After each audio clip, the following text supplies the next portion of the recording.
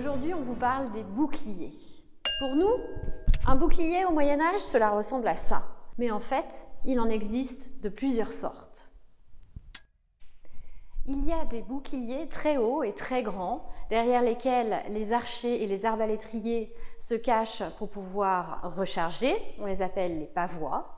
Il y a aussi des boucliers petits et tout ronds, la rondache, broc ou broquelle, et qui servent à parer les coups tout en donnant de l'autre main. Mais connaissez-vous les boucliers rectangulaires qu'on appelle targes? Celle-ci est en bois recouverte de cuir. Elle a été repeinte à plusieurs reprises avec des armoiries différentes. Celle que vous voyez ici date probablement du XVIIIe siècle. Elle servait d'ornement sur une tombe. Grâce à deux généreux mécènes, cette targe a été restaurée pour pouvoir être présentée dans l'exposition. Cela a permis de redécouvrir la bordure à décor de feuillage sur le pourtour.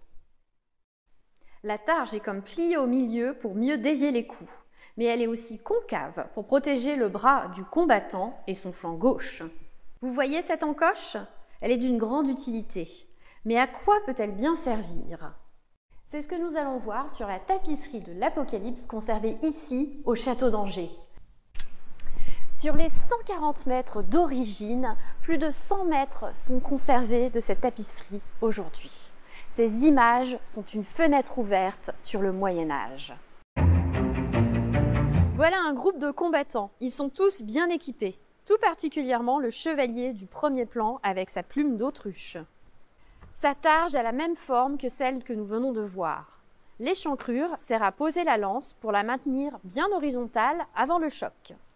La targe est portée en kit main libre. Elle est maintenue par une lanière passée autour du cou. C'est aussi le cas pour celle du personnage à l'arrière-plan. Pratique, non? Connaissez-vous l'expression « se targuer de quelque chose » Eh bien, cela vient de la targe.